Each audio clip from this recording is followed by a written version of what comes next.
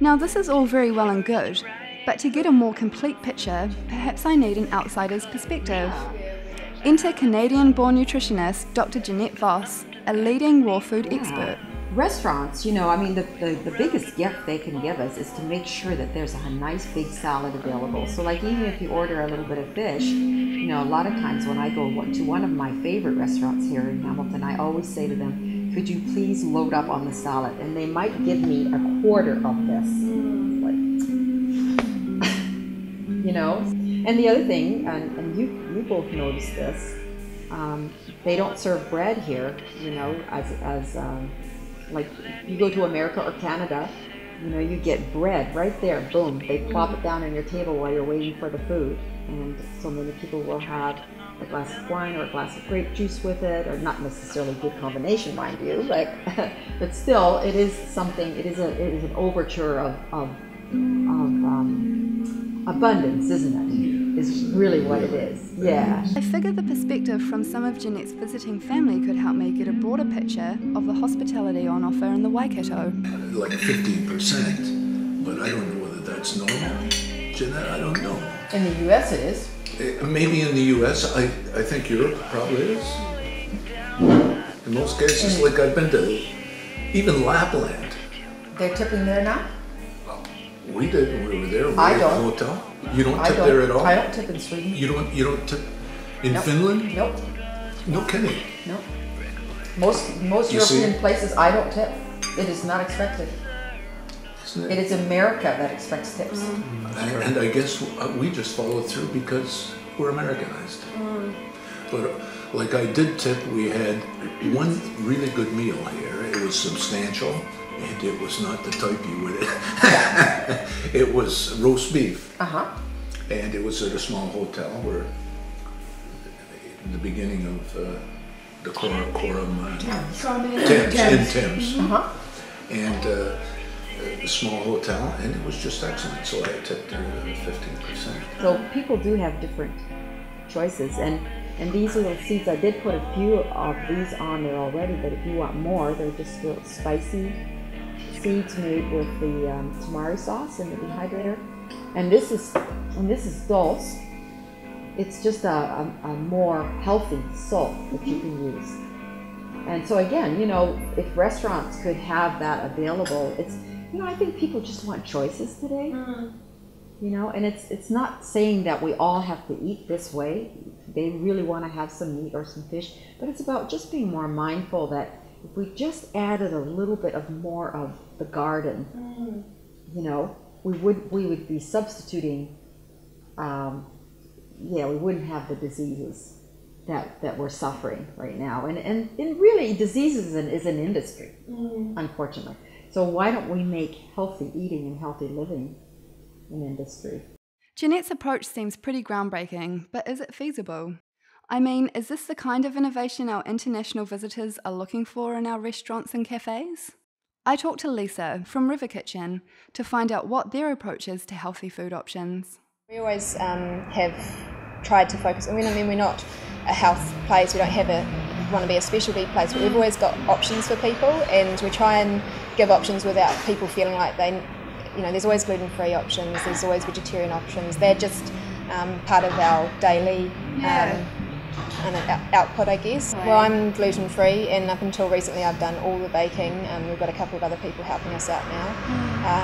And you know, we make pretty much everything here, so we can make gluten-free, we can tell people what's in things, we get a lot of special requests, and we're small enough.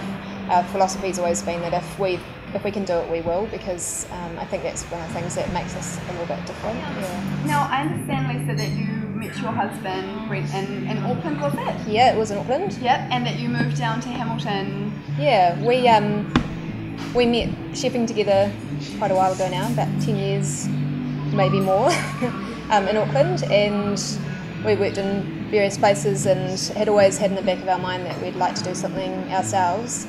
And we'd been looking a little bit in Auckland for something, and then an opportunity came up via a friend down here, so we thought, hey, let's go for it. Awesome. Yeah. And did you ever think that you'd be living in the Waikato, No. owning and managing an award-winning cafe? No, not at all. I mean, nothing against Waikato, but it just wasn't where I guess we'd seen ourselves. I think we'd always thought we'd end up either travelling overseas and working or setting up in Auckland, because that's where we'd been and all our family and friends were and things. But slowly, well, there's a few things that made us move. A lot of our friends started moving out of Auckland. We got married the year that we opened the cafe, and just looking around and what we could afford to do, there was just no way that we could really afford to do it soon enough in Auckland for what we wanted. And then, through a friend, really, this site came up, and it was just too good to be true. It was a really good size for what we wanted to do. We didn't want to be too big. And it was right on the main street, really good frontage to the footpath, good, all the sort of ticked all the boxes. And so, we kind of started thinking about Hamilton, and and since we've moved here, it's been great. We felt a bit unsure to start with because a new business, and it's just quite stressful, obviously. But everything kind of fell into place, and we feel really at home, and we've got great support from our regular customers. And that's so good to hear. Yeah, so it's really nice. And now, Lisa, if there was one thing that reflected the River Kitchen's philosophy and success, what would that be? I think our goal is always to be really fresh and contemporary. We want to try and do things that are familiar to people. They're not too far out of the box, but they've got a really fresh angle on them. We look quite far for our inspiration. We use a lot of ingredients from the Middle East and Spain, and also Southeast Asia. Bryn and I spent quite a bit of time in Southeast Asia, so we draw on that quite a little bit, or quite a bit. I think some of the comments that always come through from customers is everything always looks really fresh and clean, and there's a bit of it's not an art, but it's a bit of a skill just making a cabinet look fresh for the whole day. And so there's different things that we kind of do to make sure that we always got a really delicious sort of display going on. And Awesome. And so I've read some stellar reviews about the River Kitchen, but I mean, obviously you won New Zealand's Best Cafe award, which is a huge success. Yeah, it was. Do you think this has contributed to extra business? Yeah, definitely. I mean, the award is judged through Cafe Magazine. It's kind of an industry-based award in the sense that it's not your customers that are judging, it's anonymous judges that go around, so that was kind of cool for us. They come in a couple of times and judge, and so they really are rating you on your overall performance of everything, so it's not just about the food. We've got fantastic staff here. We make great coffee. We try and do all the little things well. And so because of that, and I think that criteria, it's definitely drawn a lot of people to come in. In our first, I think it was announced in July, we definitely had a increase in people a few months after.